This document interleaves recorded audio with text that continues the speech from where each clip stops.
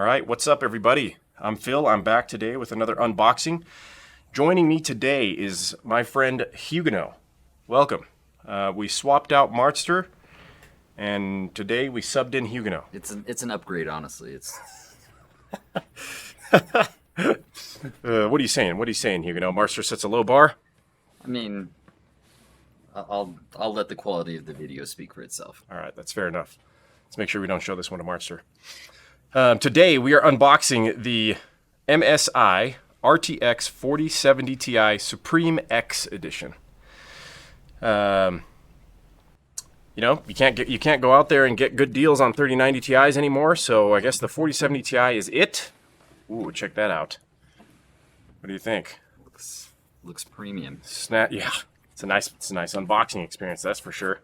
Ooh, by the way, this GPU is going in Huguenot's build, so I'm looking forward. I'm going to hand you this mouse pad because it's yours. Thank you. Yeah. And before we take out the GPU, let's see what this is. Wow, this looks like a... Here, let's take this out of the case to provide a comprehensive look at everything that comes in the box. Suprim X is MSI's highest tier cooler. Now, I don't believe this is the same exact cooler used by the 4080 and the 4090, but it's still their highest end cooler for this model. Check this out. What is this you're holding? This is a graphics card support bracket. So you can place this at the bottom of the case and adjust its height and then screw it in, and it will hold the bracket and prevent, it's an anti-sag bracket. It'll prevent sag. So pretty cool. Feels sturdy, actually, all metal. Put that over there and you can check that out. Here we have NVIDIA's neat little triple 8-pin to 12-pin connector. So this is dedicated power for the GPU. This connector first debuted on the RTX 3090, where they had a 2 8-pin to 12-pin connector. And the RTX 4090 has 4 8-pin to 12-pin connector. A nice note here from MSI. Please use 3 individual PCIe cables from the power supply to avoid any possible issues. And then they do a nice illustration for us. That's an issue that started with the RTX 3080 and RTX 3090, where daisy chaining cables would actually result in crashes. So wasn't enough power. Let's pull this puppy out here. Oof. Big boy. Okay, let's get this box out. This is bigger than I expected, given that it's a 4070 Ti. How does it compare to the other ones you've unboxed recently? So the RTX 4080 Aorus Master that I unboxed recently was by far the biggest graphics card I have ever laid eyes on or held in my hands. It was just massive. It was so big, in fact, that even mounted vertically in a height Y40, there was not enough clearance in the case to fit an air cooler above it. Like, it was that tall, right? When I say tall, I mean this dimension here. It was probably another, 2 inches taller than this card, which is absolutely bonkers. Now this is a well-rounded card, right? Looking at it here, you can see it's triple slot. It actually extends past triple slot a little bit. We have our connector here on the top. Triple fan setup.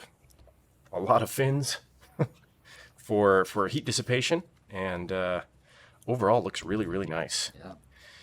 Yeah. We've got a nice back plate on there as well. Let's do some peeling off of these things. This is definitely metal, which is what you like to see. I gotta say, the Suprim design language is really nice. Yeah, it is. So I've noticed that a lot of these GPUs are branded specifically to a company. Are there just stock NVIDIA cards, or are they always going to be branded with, with some other company? That's a good question. So for a long time,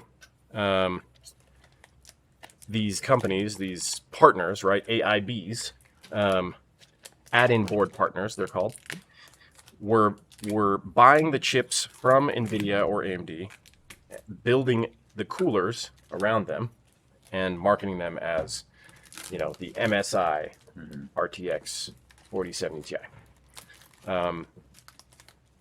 I don't know exactly when this started, but I believe in the 10 series for sure, right? So the GTX 1080, 1080 Ti, possibly the 900 series. NVIDIA started making what are called Founders Edition cards, which were manufactured by NVIDIA. So they did not have MSI or Asus or... I think I've got a Gigabyte. Yep, Gigabyte branding. So these days, actually, it's been tough for these companies like MSI to actually compete with the Founders Edition. Because generally, these add-in board cards, they have superior cooling, they have higher power limits, they overclock better, right? This right here is probably going to be a beastly overclocker card. And that's actually something we're going to do in a follow-up overclocking live stream. But NVIDIA's new recent Founders Editions have been so difficult to compete with that EVGA, one of NVIDIA's premier partners for over a decade, I think, actually stopped making graphics cards with the 4000 series. It's a huge loss to the PC gaming community. But there's still a lot of heavy hitters in the space, right? MSI being one of them, right? Asus kind of selling the most expensive cards. Gigabyte has a newish brand called Aorus, right?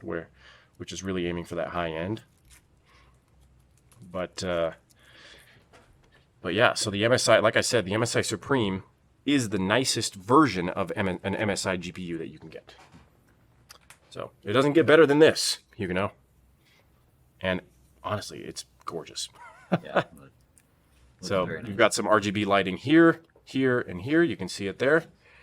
I believe the Suprim will light up, but we'll have to check that out in our overclocking live stream, which is going to be pretty awesome. And hopefully it's not so tall that it won't fit in the Y40 with an air cooler. Because it is going to be vertically mounted, so they provided this. We are not going to need this. The card will be oriented this way in the case rather than this way. So one thing I wanted to note here, there is a dual BIOS switch. You can see here silent and gaming, right? So it's set to the silent BIOS by default. That's something to take note of. Generally, companies set it to the higher performing BIOS by default. In this case, it's set to the quiet BIOS. That may be because the 4070 Ti is so efficient compared to its predecessors, right? That the silent BIOS actually doesn't sacrifice performance. So that may be why that's set to this, but... Is that just a physical switch? It's a physical switch, so I can switch it to gaming right now, which I will do that for you. Because if there is a difference in clock speeds between these two BIOSes, the gaming one will be faster. We automatically want that, right, as a enthusiast gamer. So I'm assuming this is a choice you have to make before you do your build. It's not something you're going to be toggling on and off frequently. You can actually, if you shut down your machine, you can toggle it whenever you'd like. Okay. So it's kind of an interesting feature. Let's check out the port selection. I forgot to mention that. So it looks like we have one HDMI port and 3 display ports. So kind of a standard high-end video card selection. I'm starting to see some cards will have 2 HDMIs and 3 display ports, but you know, this is more than enough. And most gaming monitors leverage DisplayPort 1.4 for high refresh rate gaming with no problem. So, but this is the MSI Suprim X overclocked edition, RTX 4070 Ti. I mean, it comes out of the box overclocked? That's correct. So by default, NVIDIA sets certain chip performance parameters for the 4070 Ti, right? Which is a small chip in the center of the circuit board here. The other side of this area is the actual chip. The cooler, all of this is to cool that small chip. NVIDIA sets some stock parameters for speed. All of the add-in board overclocked editions do not run at those speeds. They run a little higher. So the fancier the card in general, right? The more expensive the card, the better the cooler, the more that they will push it, although it's generally not more than 5%. That said, with such a beefy cooler, there is likely to be more headroom for overclocking, right? It'll be better at keeping the chip cool. It may occasionally be what's called binned, which is, you know, every chip is tested. Some of them are tested to demonstrate this one can operate at higher speeds than these ones, so it will be put into another bin, a higher performing bin. I'm not sure, right? It's hard to tell if they're doing that with this chip, right? I don't know if it's going to be better than the Ventus OC, right, the more mainstream cooler. But because the cooler is so good, the chip will likely be able to reach higher frequencies, simply because it will stay cooler under the same loads. So All right. it's a beautiful card. We've reached 10 minutes, so I think we can keep this one nice and short. But thank you, everyone, for watching. And we'd love to do more videos like this. And I'd love to bring Huguenot back for another in the future, Let's do it. especially that overclocking live stream where we push the limits of this card and see what it can do. But yeah, subscribe for more videos like this, right? We hope to do a lot of this going forward. Thank you, everybody.